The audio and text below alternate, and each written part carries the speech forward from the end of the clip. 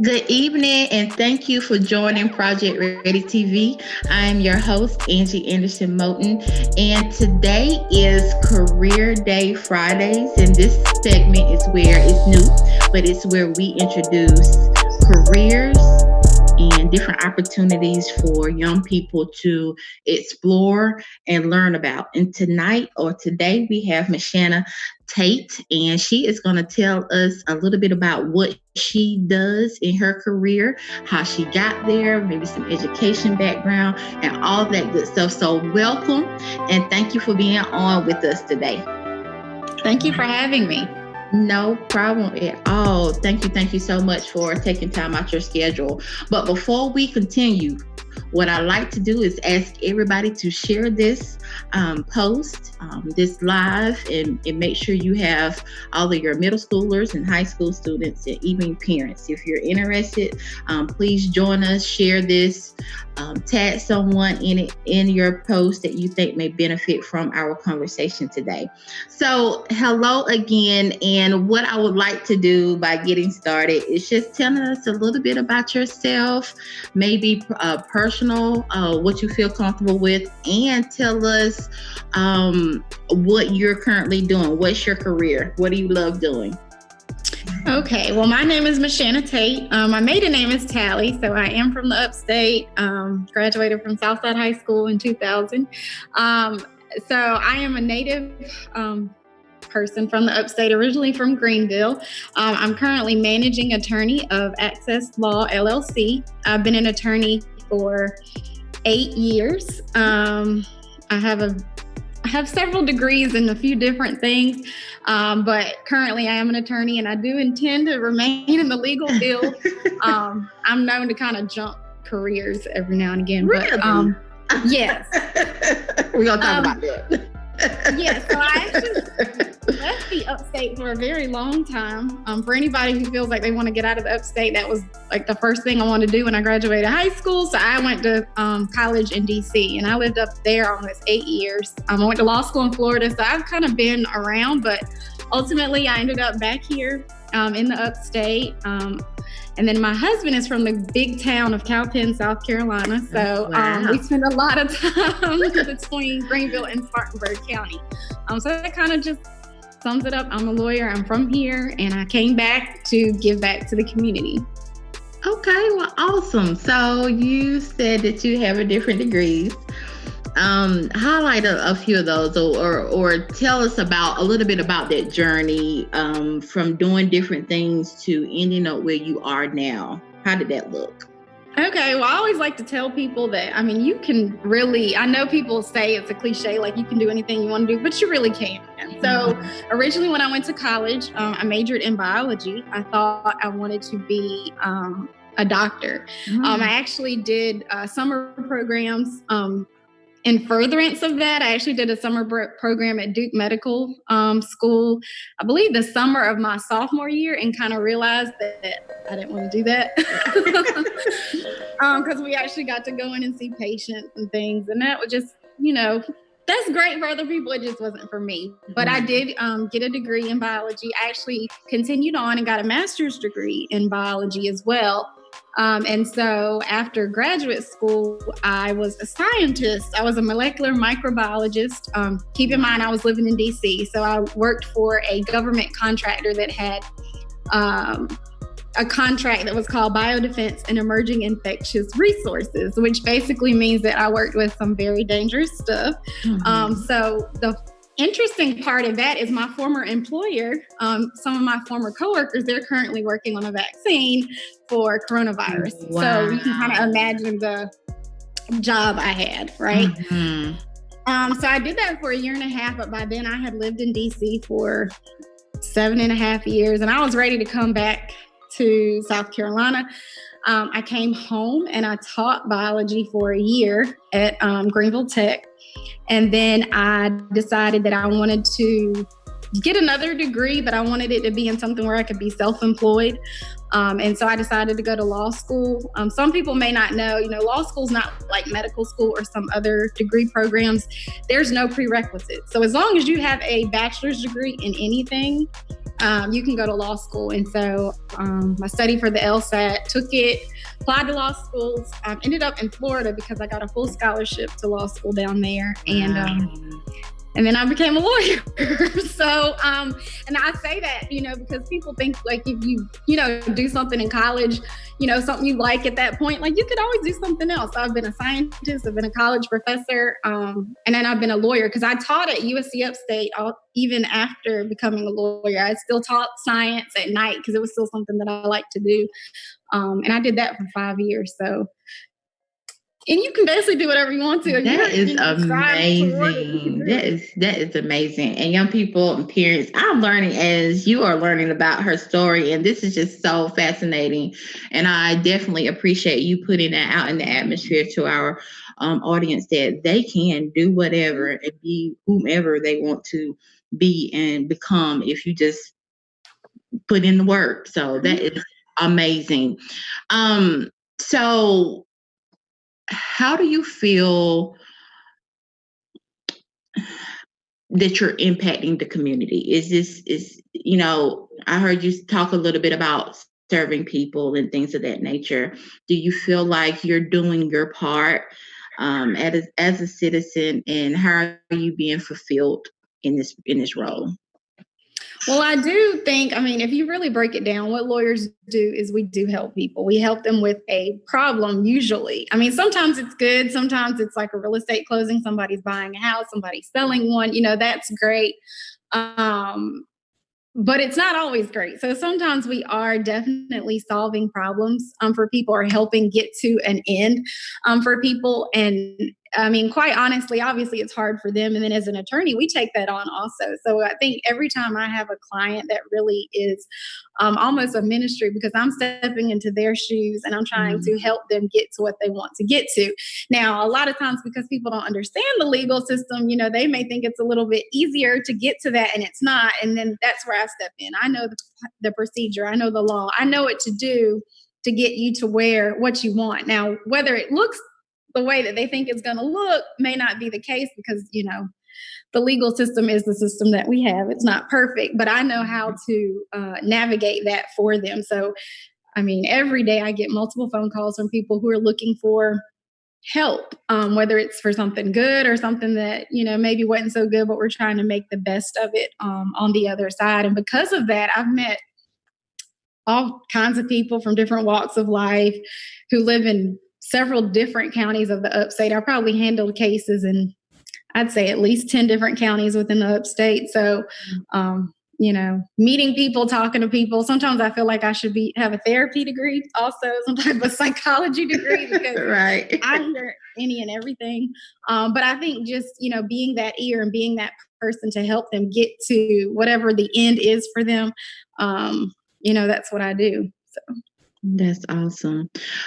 So we do have a mentorship program at the Urban League, and I definitely try to ask everybody that we talk to on the show about their feelings and opinions about mentorship. So I will do the same for you. How do you feel about mentorship, and how important has it been in your life? Do you value it? Are you a mentor? Do you have mentees? Like, what's your thoughts and feelings about mentorship? I think mentorship is amazing, especially for people who don't have people around them that they can kind of look to know what is going to college like, what is going to law school like. Not everybody has that, within their circle. So in the past, I've definitely been a mentor. In the past, I've gone to so many different high schools to speak to students. So I'm on a regular basis. Quite honestly, my schedule has gotten so crazy lately that I haven't been able to do that. But early on, especially when I was what we call a young lawyer, I was always mentoring. And as a young attorney, they actually make you have a mentor for your first year being an attorney. So I was assigned a mentor. My mentor is actually she is one of the attorneys for the medical school in Greenville. So she was a great mentor to me. We would meet for lunch. And even now, I always look to other attorneys in the area who have been practicing longer than me and ask them, for tips or what do you think about this, just to bounce ideas off of them. So I think mentorship, of course, is great. If you can find somebody that is doing what you want to do or has done what you want to do, I think that that's always always helpful. I mean, there's no downside to mentorship at all. Yes, it's not. For you, is there anything you would like to say to your mentors for, helping you get to this point? Because I really think that sometimes it's necessary to say thank you or give a shout out to them. So I know you mentioned some, but is there any specific message that you would like to say to whoever those are? The name that pops out in my head is Miss Springs, which I'm going to tell y'all who she is. So growing up, my mom is a teacher. My dad was a teacher at one point. So education in my family was big. So during the summer, we didn't get like time off from school. We had to go to our tutor.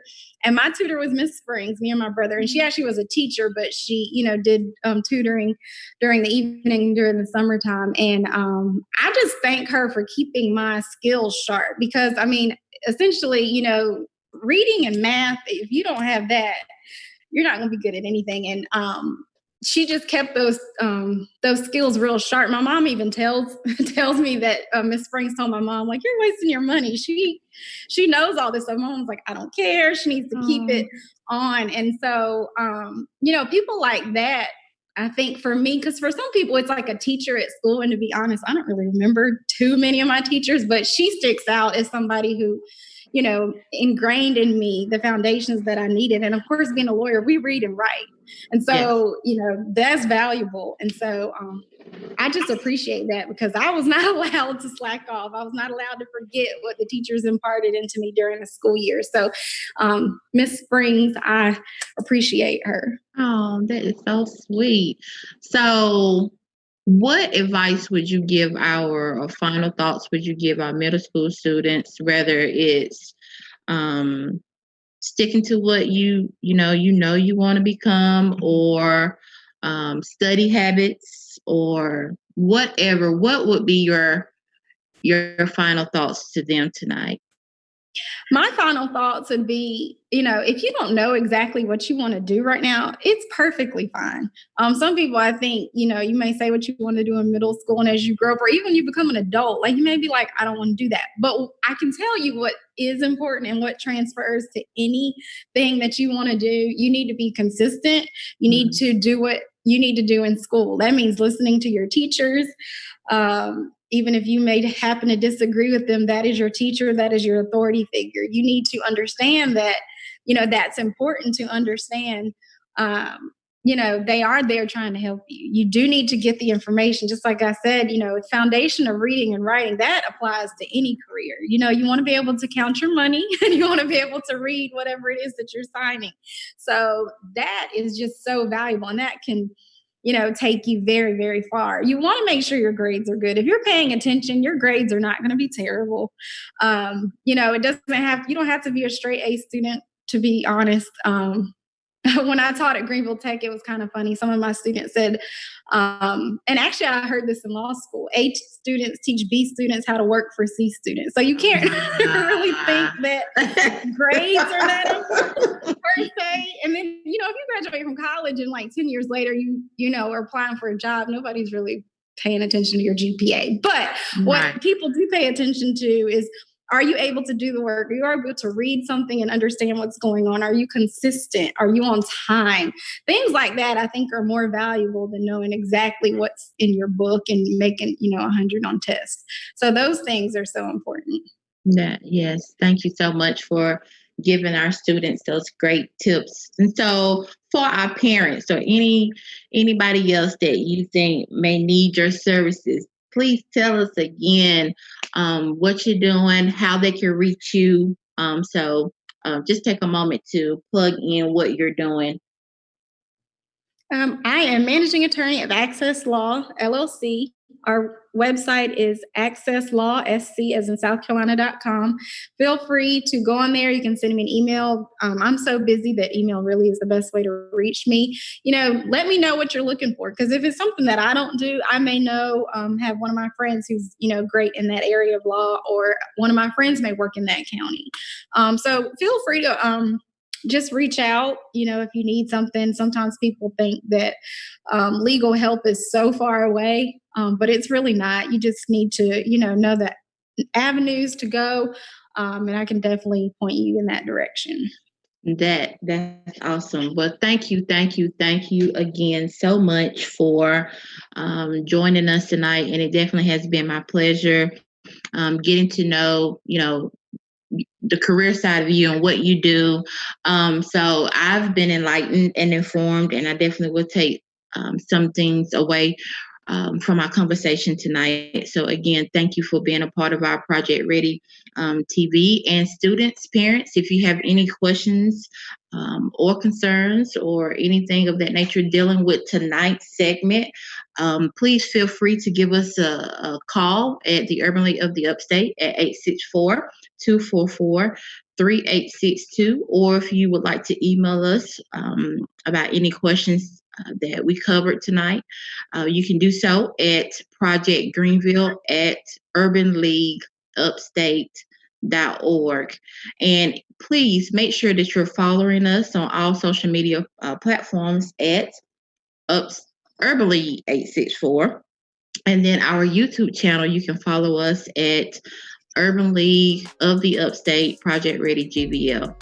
And I definitely appreciate you again, Miss Tate, for being on our show. And parents, reach out to her if you need her assistance. Students, reach out to us or her through any of those avenues that we shared tonight. If you have any questions about, for us, scholarship information or how to become a lawyer, like she said, it's pretty much simple if you already have a degree in some area. So if you need to know the next steps, either one of us will be happy to inform you and give you some information. It has been my pleasure as always. And until we meet again, I have enjoyed my time with you. I am your host, Angie Anderson Moten. Good night. Good night.